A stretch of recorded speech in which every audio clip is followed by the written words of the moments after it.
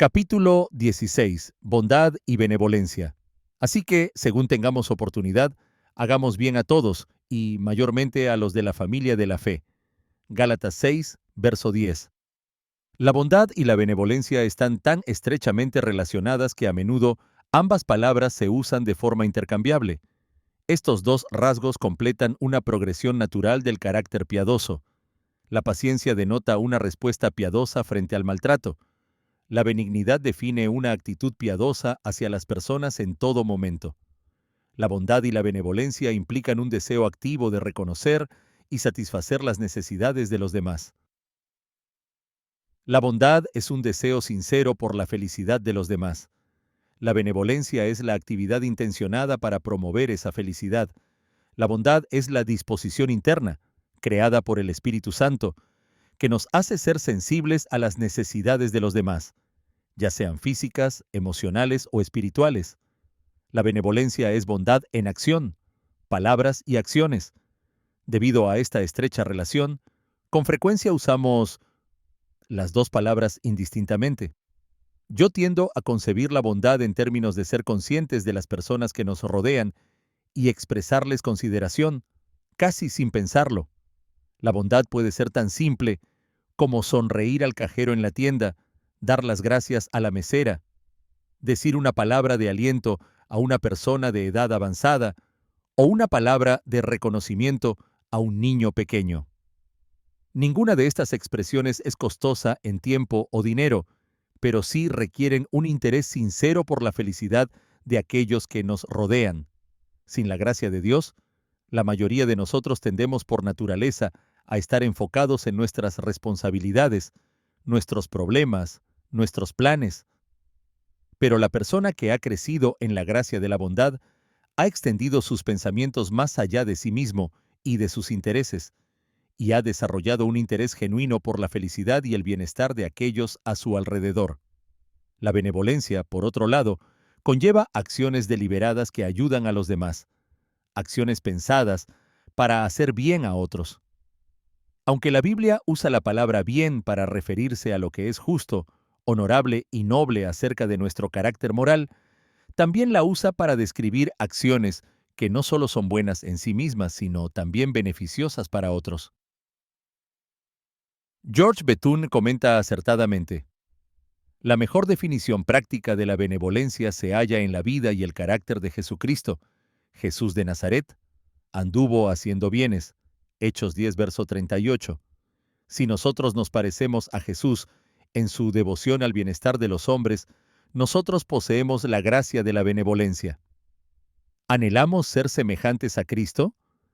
Entonces debemos estar continuamente atentos a cómo podemos satisfacer las necesidades de aquellos que nos rodean.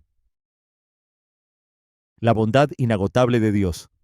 Necesitamos recordar constantemente que nuestra meta en la práctica de la piedad es crecer tanto en nuestra devoción a Dios como en nuestra semejanza a Él en carácter y conducta.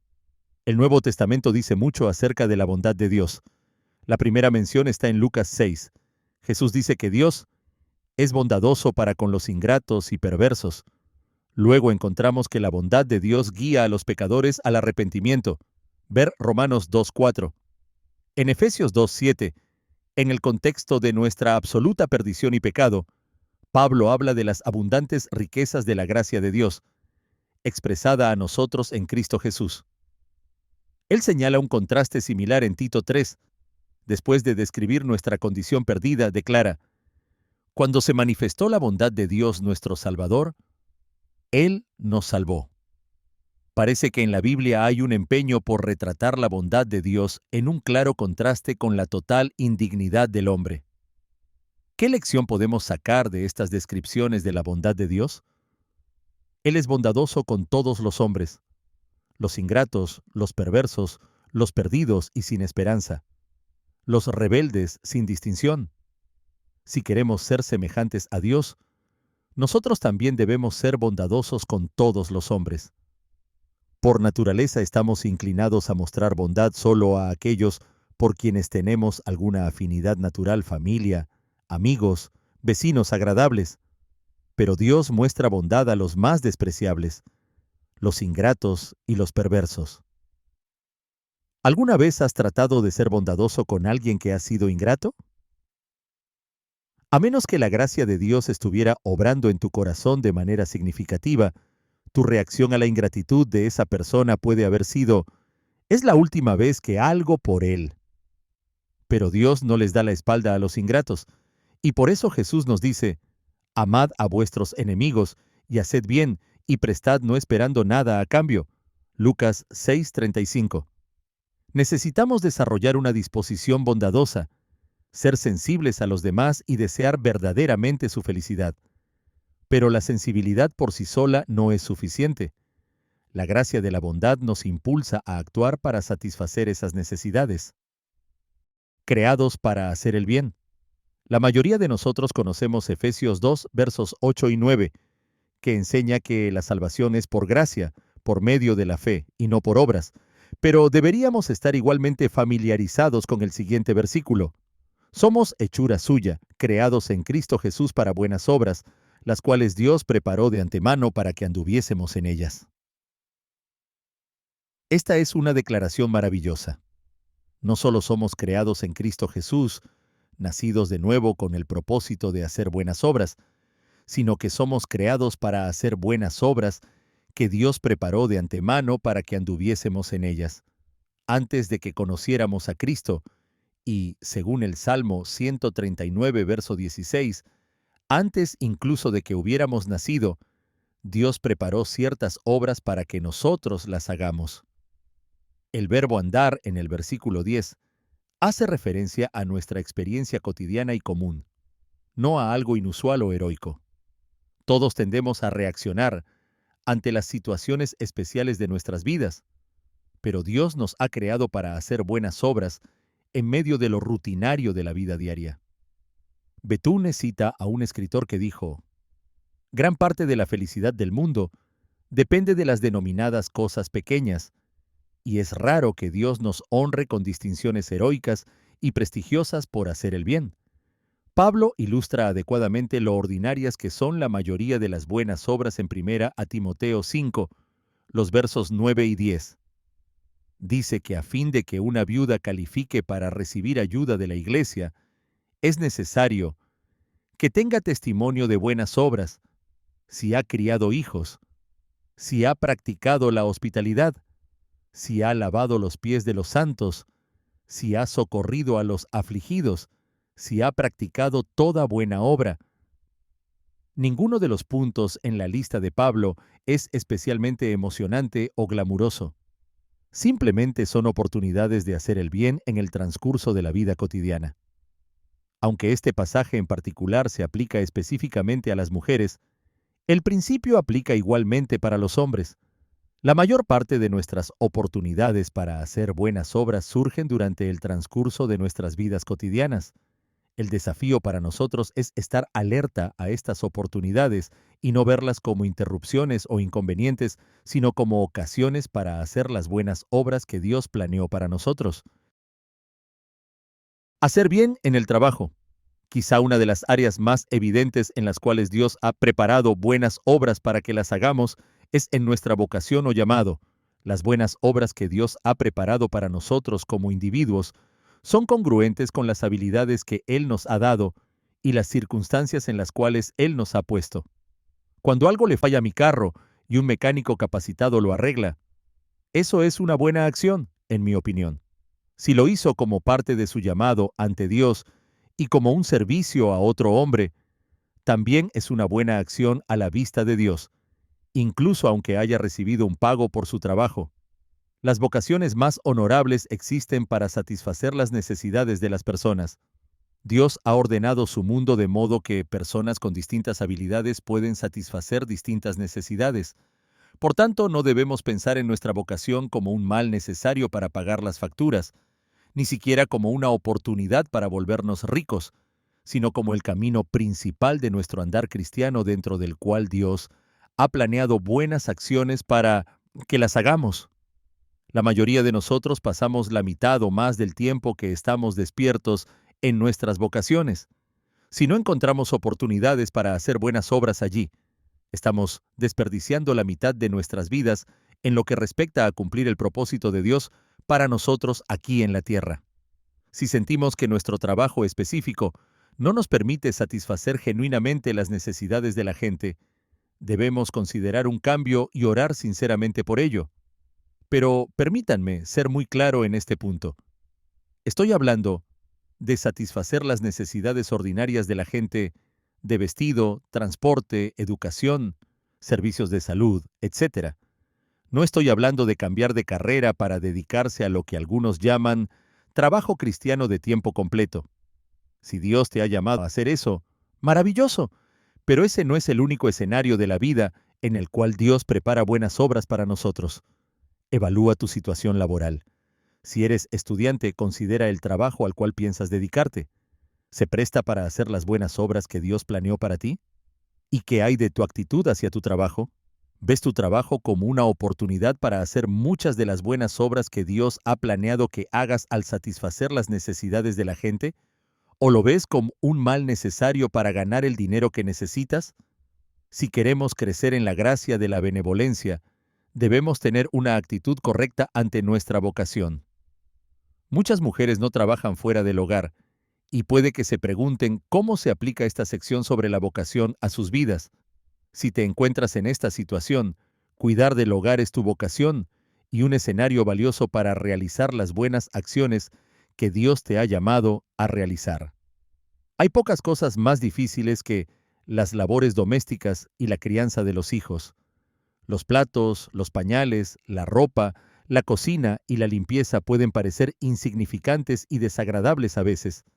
Sin embargo, pocas vocaciones, si es que alguna, producen mayores beneficios para aquellos a quienes sirven comparadas con ser un ama de casa piadosa. Puede que también tengas oportunidades adicionales para hacer buenas obras fuera del hogar, tales como ministrar a los que están enfermos o solos, mostrar hospitalidad, preparar alimentos para otros o cuidar de los hijos de alguien más. Revisa primera a Timoteo 5, verso 10, para ver cómo esperaba Pablo que las amas de casa participaran en buenas obras más allá de sus propias familias. Hacer bien en casa. En Gálatas 6, verso 10, Pablo nos dice que hagamos bien a todos y mayormente a los de la familia de la fe. Nuestras buenas acciones deben ser dispersadas sobre todo tipo de personas, creyentes y no creyentes. Debemos seguir el ejemplo de nuestro Padre Celestial, que hace salir su sol sobre malos y buenos, y que hace llover sobre justos e injustos. Mateo 5:45. No obstante, en la instrucción de Pablo hay una prioridad de responsabilidad. Primero los creyentes, después los no creyentes. Yo creo que a partir de este orden podemos inferir una prioridad similar en cuanto a nuestras familias. Debemos hacer bien a todos los hombres, especialmente a los miembros de nuestras propias familias. Pablo le dijo a Timoteo, si alguno no provee para los suyos y mayormente para los de su casa, ha negado la fe, y es peor que un incrédulo. Primera a Timoteo 5:8. Las buenas acciones deben comenzar en casa. Si estamos afuera haciendo buenas cosas por otros, mientras ignoramos las necesidades de nuestro cónyuge, nuestros padres o nuestros hijos, no estamos practicando la gracia de la benevolencia. Hace poco escuché de un curso sobre matrimonio bíblico en el cual una de las lecciones se titula ¿Quién saca la basura? Ese puede ser un título cómico para captar nuestra atención, pero el autor está reconociendo algo importante. Los deberes domésticos mundanos son cuestiones sensibles en muchos hogares, incluso en hogares cristianos. Pero para el cristiano que está creciendo en la gracia de la benevolencia, los deberes desagradables y menospreciados de la casa proporcionan una oportunidad para realizar buenas acciones a favor de aquellos que más ama. Uno de los valiosos legados de los navegantes, la organización para la cual trabajo, es el énfasis en servir a otros que nuestro fundador, Dawson Trotman, incorporó a la estructura del trabajo desde sus primeros días. Como resultado, el entrenamiento de discípulos navegantes siempre incluye servir a otros. No obstante, cuando he tenido la oportunidad de hablar a personas jóvenes sobre este tema, yo los animo a comenzar en casa. Es mucho más fácil limpiar después de una conferencia de un fin de semana que limpiar el garaje de tu papá en la casa.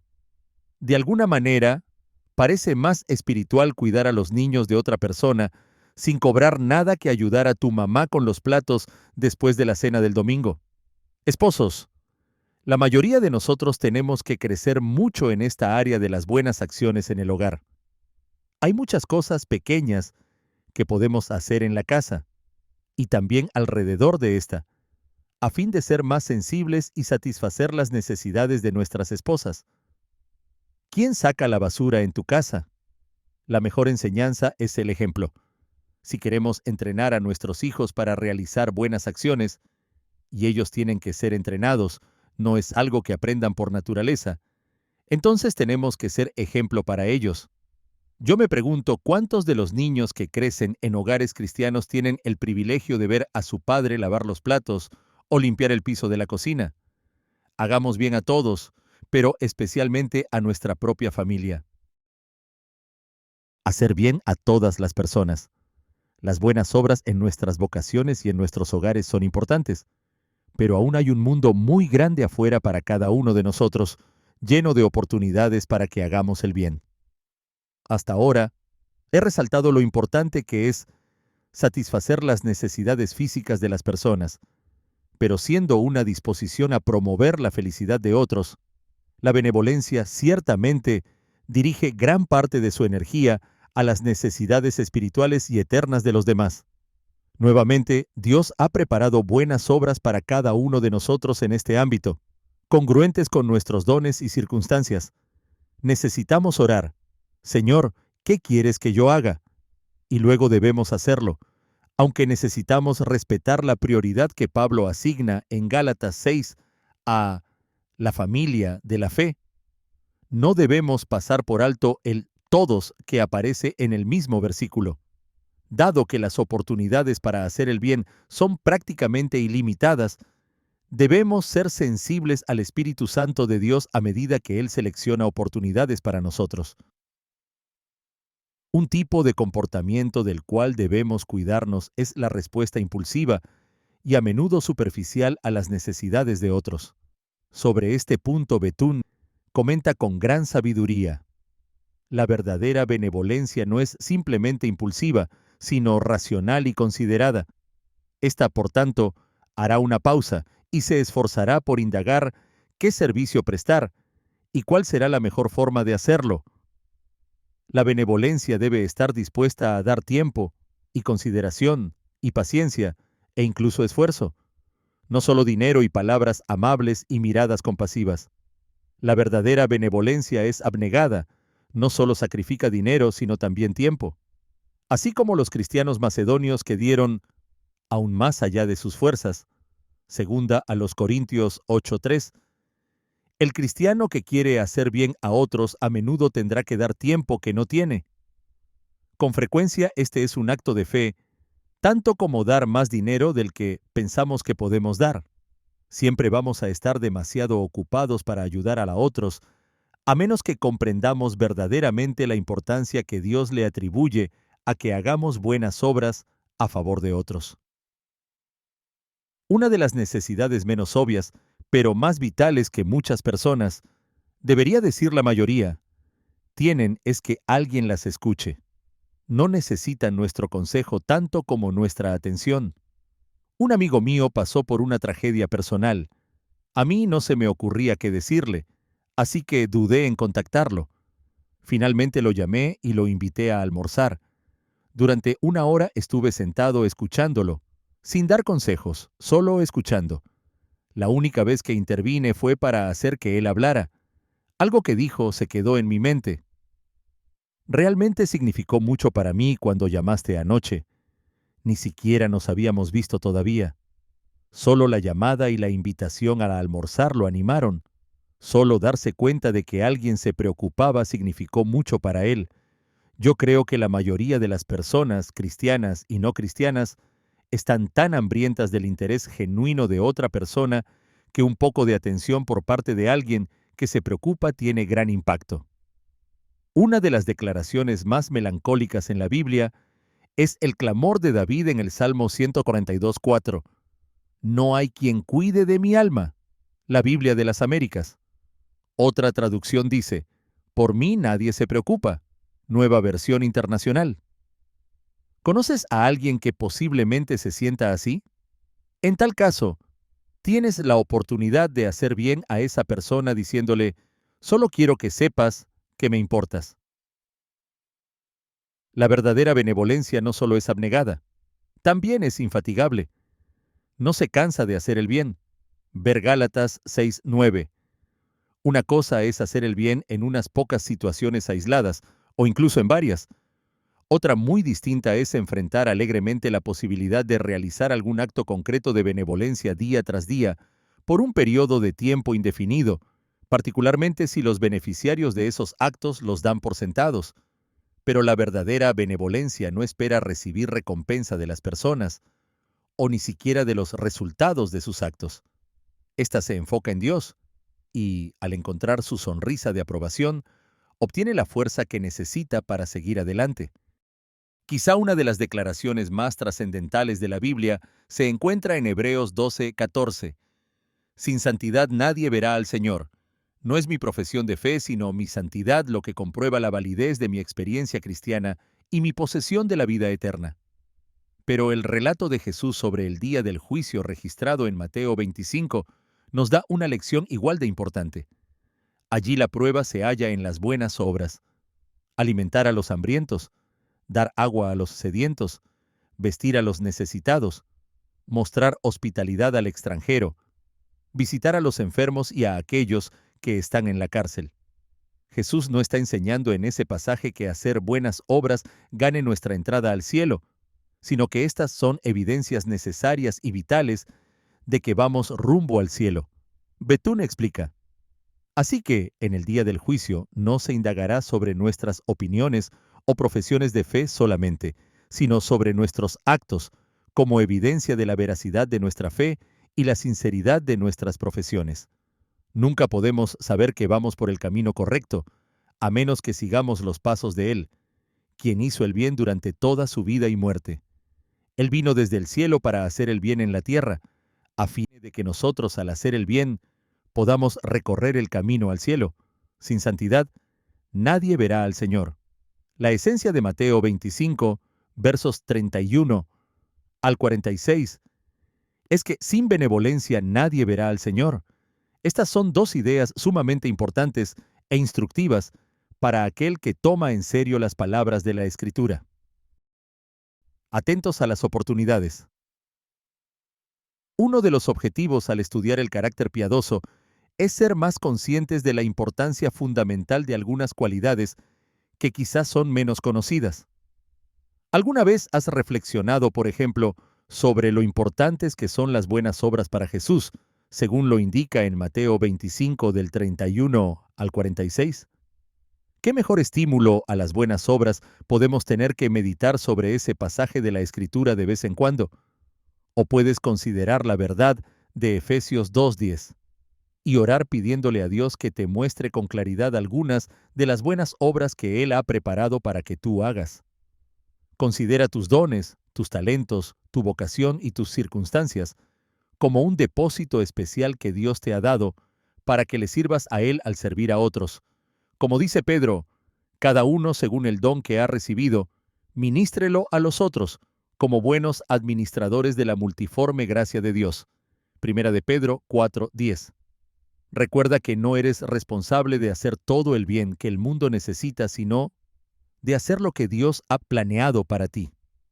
Recuerda también que la mayoría de las oportunidades para hacer el bien nos llegan a través de las circunstancias ordinarias de nuestra vida cotidiana.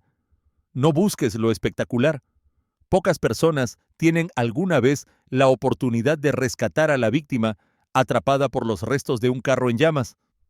Todos nosotros tenemos la oportunidad de pronunciar una palabra amable o alentadora, de realizar un acto pequeño y tal vez inadvertido, que haga más agradable la vida de alguna persona. Acepta el costo de las buenas obras en tiempo, planeación y esfuerzo, pero recuerda que las oportunidades para hacer el bien no son interrupciones del plan de Dios para nosotros, sino parte de ese plan. Siempre tenemos tiempo para hacer lo que Dios quiere que hagamos. Reconoce tu necesidad de su gracia divina para ensanchar tu alma y permitirte mirar más allá de ti mismo a los intereses y necesidades de aquellos que te rodean. Luego acércate a su trono con confianza para recibir la gracia que necesitas para crecer en el fruto de la bondad y la benevolencia. Que pueda decirse de cada uno de nosotros, así como fue dicho de Dorcas, que abundaba en buenas obras y en limosnas que hacía. Hechos 9:36.